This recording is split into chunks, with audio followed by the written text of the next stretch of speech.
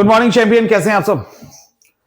अगले 90 से 100 दिनों के अंदर आप 2 इंपॉर्टेंट एग्जाम देने वाले हैं। इसके अलावे भी आप कई और एग्जाम देंगे। अब सवाल यह उठता है कि अगले 90 से 100 दिनों में आपको क्या करना है। कोई भी गलती ना करो, उससे बचाने के लिए हम यहां पे आए हैं और अपकमिंग डेज में बहुत सारी चीजें आपके लिए लेके भी आएंगे। सवाल यह उठता है कि अभी जो आपके पास समय है उसमें पूरा का पूरा समय कहीं और लगा रहे हो तो वहां से निचोड़ के लेके आओ और पढ़ाई में लगा दो। अगले 90 से 100 दिन देखना भी मत, क्योंकि आपके सामने अभी 2 बड़े एग्जाम है। 2 बड़े एग्जाम है जिसमें एक ही एग्जाम होना है। टीआरई 4.0 अनाउंसमेंट हो चुका है, एक एग्जाम होगा। एईडीओ एक एग्जाम होगा। रिजल्ट आया, नौकरी पक्की। रिजल्ट आया और नौकरी पक्की। क्या क्या गलती करना चाहोगे? इसके बाद भी कई सारे एग्जामिनेशन है, जिसको सीजीएल देना है, जिसको बीपीएससी देना है, और भी कई सारे इंटर लेवल से लेके कई एग्जामिनेशन है जो अभी नहीं। ऑडिटर का एग्जाम होगा, तो बैक टू बैक बिहार में बहुत सारे एग्जामिनेशन है और इस एग्जाम की तैयारी के बेसिस पे आप बिहार के बाहर होने वाले कई सारे एग्जामिनेशन को दे सकते हैं। सही है ना, गलत तो नहीं है। पूरी ताकत लगा दीजिए, ये दुनिया किसी की नहीं है। राजपाल यादव 9 करोड़ नहीं चुका पाने के कारण जेल में चला गया और राजपाल यादव उस इंडस्ट्री से बिलोंग करते हैं जहां 900 करोड़ 1000 करोड़ बहुत मायने नहीं रखता। एक एक मूवी के अंदर उतना खर्चा हो जाता है। जब कॉन्टेक्ट की बात करोगे तो राजपाल यादव के बड़े बड़े डायरेक्टर, एक्टर जो अरबपति हैं, उनके साथ कॉन्टेक्ट है। किसने मदद की? शाहरुख खान का नेटवर्थ आपको मालूम है कितना है? 12,000 करोड़ से अधिक का है, according to media, according to social media. ठीक है, 12,000 करोड़ से ऊपर का है, 9 करोड़ रुपए। और ऐसे सलमान खान, कोई भी, वो बहुत सारे एक्टर, अजय देवगन है, कोई भी इस तरह के, किसने मदद के लिए हाथ उठाया? कोई मदद नहीं करता है। आपको खुद की मदद खुद से ही करनी होगी, कोई विकल्प नहीं है इसमें, यह ध्यान रखिएगा।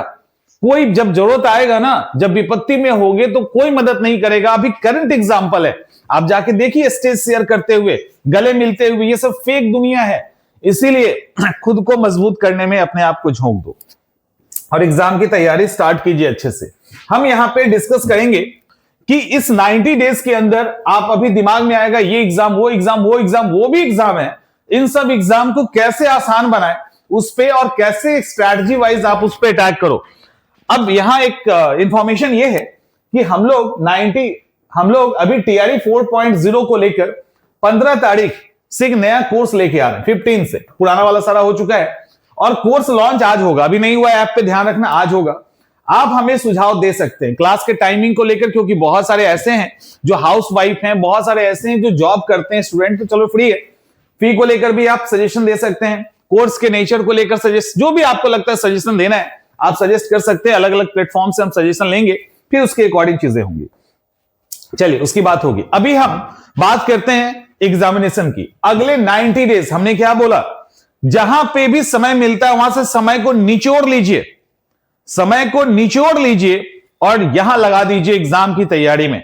एकदम से कुछ नहीं, 1 मिनट बर्बाद नहीं करना। आपके पास अभी ऑप्शन है टीआरई का, ऑप्शन है एईडीओ का। आप में से बहुत सारे बच्चे जो हैं सीजीएल भी देंगे, इसके बाद एसआई का भी मेंस हो सकता है। इतना ही नहीं, आगे बीपीएससी 72 का भी एग्जाम है, ऐसे और भी एग्जाम नहीं, ऑडिटर है, ऑडिटर है। देखो, जब नंबर ऑफ एग्जामिनेशन काउंट करोगे ना तो आपको बहुत सारे एग्जाम दिखेंगे, और भी एग्जाम हो सकता है आप इधर उधर देते होंगे, लेकिन क्या करना है यहां पे, इसको देखिए। अगर इस तरह से एग्जाम को देखोगे तो एकदम से दिमाग पैनिक हो जाएगा और लगेगा कि कैसे होगी सर इतने एग्जाम की तैयारी। देखिए, इस एग्जाम के बीच में कॉमन जो कुछ चीजें हैं ना, उसको बाहर निकालो। जैसे अगर हम इसको छोड़ दें 1 मिनट के लिए, तो ये जो आपका एग्जाम है, ये कौन ले रहा है? ये बीपीएससी ले रही है ना, बीपीएससी के द्वारा लिया जाने वाला एग्जाम। यहां पे बीएसएससी का एग्जाम, तो बीएसएससी और भी एग्जाम लेगा, ये भी बीपीएससी का एग्जाम है। देखिए, इसके अंदर आपको क्या करना है, आपको कॉमन सेक्शन ढूंढना है। हमको यह नहीं देखना है कि हम 5-10 एग्जाम दे रहे हैं, हमें यह देखना है कि इन 5-10 एग्जाम का सिलेबस क्या है। समझ में आ रहा है? सिलेबस क्या है? क्या है भाई सिलेबस? तो हमें जीएस पढ़ना है, हमें मैथ पढ़ना है, हमें रीजनिंग पढ़नी है, हमें इंग्लिश पढ़ना है, हमें हिंदी पढ़ना है, यही है ना। इधर आ जाओ तो स्टेट स्पेशल पढ़ना है, करंट अफेयर्स अलग कर देते, चलो ये भी करना है ना। एक और को अलग कर देते हैं, डीआई करना है, हम ये अलग कर देते, हमने अब इसको अलग कर दिया, राइट, हमने अलग कर दिया। अब यही होगा कि जीएस में थोड़ा सा लेवल ऊपर होगा या थोड़ा सा लेवल नीचे होगा, इतना ही है ना।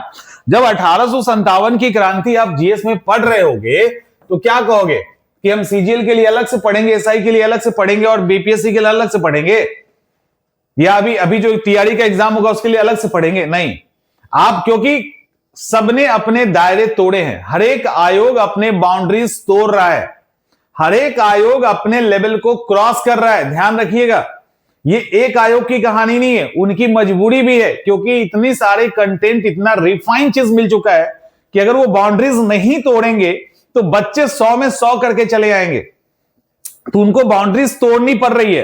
तो आप ये सोचोगे कि हम एसआई का एग्जाम दे रहे हैं तो हम बीपीएससी लेवल को नहीं देखें, तो ये आपकी भूल है। बीपीएससी की तैयारी करने वाले सोचेंगे कि हम यूपीएससी लेवल का तैयारी, मतलब जीएस नहीं करें, तो ये आपकी भी भूल है। देखो कैसे पैटर्न चेंज हो रहा है, तो बाउंड्रीज टूट रही है। तो टूटने का मतलब ये है कि आप यदि जीएस की तैयारी कर रहे हैं 1857 का, तो उसके थोड़े से लेवल को बढ़ा लीजिए, उसके अंदर सब आ जाएगा।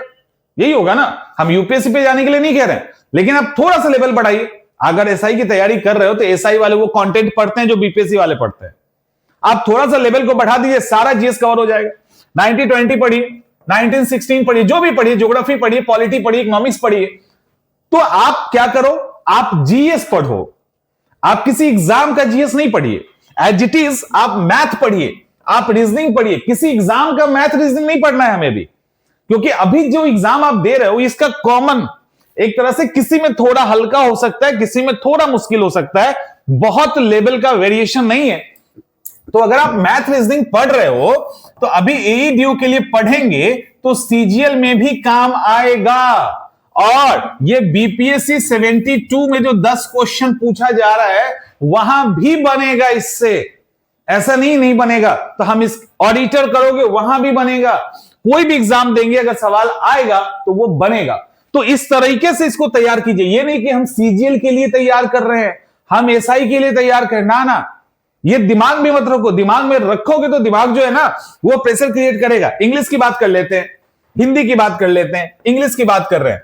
अभी एईडीओ के लिए करोगे, एईडीओ के लिए करेंगे, अभी बहुत सारे और एग्जामिनेशन है जिसके अंदर हम लोग जा रहे हैं, उसके अंदर इंग्लिश पूछा जाता है, हम पूरी तरह से आपको इंग्लिश तैयार करवा देंगे। अब इसमें एईडीओ के लिए आप कर रहे हो क्वालिफाई करने के लिए, थोड़े से लेवल को बढ़ा लो थोड़ा लेवल बढ़ा लो, और आपका टीआरई के अंदर जो क्वेश्चंस पूछे जाते हैं हो जाएगा, नहीं भी बढ़ाओगे तब भी हो जाएगा। तो सवाल है, हिंदी का वही हाल है, सवाल है कि इन चीजों को आप इस तरीके से देखिए, इस तरीके से तैयार कीजिए कि अपकमिंग जो भी एग्जामिनेशन है वो आपका निकल जाए। जैसे अभी हम क्या करवा रहे हैं हमने अभी आपको जो एक कॉमन कोर्स दिया है उसमें एक इंग्लिश का कोर्स है, एक मैथ है और एक रीजनिंग है, ठीक है।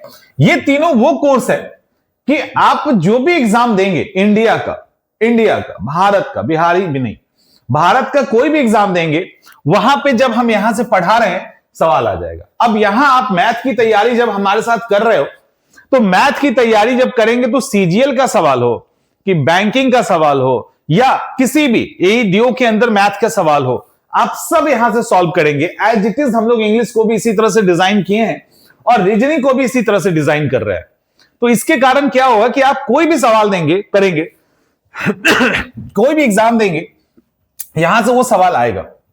जीएस में थोड़ी दिक्कत है, जीएस में थोड़ी दिक्कत यह है कि वहां पे अगर हमने बहुत स्टैंडर्ड बढ़ा दिया तो वहां दिक्कत हो सकती है। लेकिन यहां पे क्या है, यहां पे आप दुनिया का कोई भी एग्जाम दो, यहां इस कॉन्सेप्ट पे अगर सवाल आएगा तो आपके लिए यहां क्लासेस में चीजें अवेलेबल करवा दी गई। और कितना मैथ और रीजनिंग के लिए मुझे लगता है 299 है, इंग्लिश के लिए 199 है। तो इतने कम फी में हम अवेलेबल करवा रहे हैं, इसलिए परेशानी नहीं होना है। अब अगले 90 डेज तक एक और काम करना है आपको। मैंने कई बार बोला है इसको यहां से, कई बार हमने क्या बोला है कि लाइफ बदलनी है ना, तो लाइफ बदलने के लिए एक ट्रायंगल की जरूरत होती है। ध्यान रखिएगा इस बात का, अच्छे से ध्यान रखना, और इसमें कुछ लोग हल्के में ले रहे हैं। यहां पे टीचर भी चाहिए, आपको गार्जियन भी चाहिए और स्टूडेंट भी चाहिए, ठीक है। जब एक शिक्षक, एक पेरेंट्स और एक स्टूडेंट का बॉन्डिंग बनता है तो कहते हैं ना, मिल बैठे तीन यार। तो वो तीन यार पढ़ाई की सफलता के लिए कौन है? तीन यार उस पढ़ाई की सफलता के लिए आपका गुरु है, आपके गार्जियन है और आप हैं। अगर ये तीन यार का कॉम्बिनेशन बैठेगा ना, तब मजा आएगा और तब टाइम पे रिजल्ट आएगा। रिजल्ट तो आएगा लेकिन समय पे रिजल्ट आएगा। अभी अगर आप कि गार्जियन अगर इसको सुने, मैं गार्जियन से कई बार हाथ जोड़ के अपील कर चुका हूं कि अगर सुन रहे हैं तो आप हमें ज्वाइन करें। आपको ज्वाइन करने का मतलब ये नहीं कि कोर्स में आना है, आप हमसे कांटेक्ट में रहें अपने बच्चों के साथ, ठीक है। आप गाइड करें, हम करेंगे और बच्चे पढ़ेंगे, रिजल्ट आएगा। ये तिकरी ही रिजल्ट निकालती है टाइम पे। बच्चे डिसिप्लिन वहां भी रहेंगे, बच्चे डिसिप्लिन में यहां भी रहेंगे। आप हमें भी चेक कर सकते हैं कि हम डिलीवर कर रहे हैं कि नहीं चीजों को समय पे। अगला जो 90 डेज है बहुत ही कीमती है। थोड़ा समय निकालिए आप अपने बच्चों के लिए। हम क्या कर रहे हैं वो भी जानिए, आपके बच्चे क्या कर रहे हैं वो भी जानिए। डिसिप्लिन में आपका बच्चा आ जाएगा, रिजल्ट हम निकाल के देंगे, ये गारंटी है। रिजल्ट हम निकाल के देंगे। लेकिन सवाल ये उठता है कि थोड़ा एफर्ट तो आपको भी करना होगा एज ए पेरेंट्स। तो ये रिक्वेस्ट है कि अगले 90 to 100 डेज के लिए थोड़ा समय निकाल के अपने बच्चों को दीजिए, अपने बच्चे के लिए दीजिए। वो अपना लाइफ बनाएंगे, आपका लाइफ बनाएंगे और हम वो दे देंगे उनको जिससे उनका एग्जाम नहीं रुकेगा। तो आप समझ रहे हो, अपकमिंग कई सारे एग्जामिनेशन को आप इस तरीके से अगर हम हैंडल करोगे तो चीजें आसान हो जाएगी। तो आई थिंक समझ में आ गया होगा। तो इसको अच्छे से समझ लीजिए और लग जाइए इस एग्जाम की तैयारी के लिए। जितने भी अपकमिंग एग्जामिनेशन है, सीआईए का प्लेटफॉर्म वो सब आपको अवेलेबल करवाएगा मिनिमम फी में और मैक्सिमम बेनिफिट के साथ।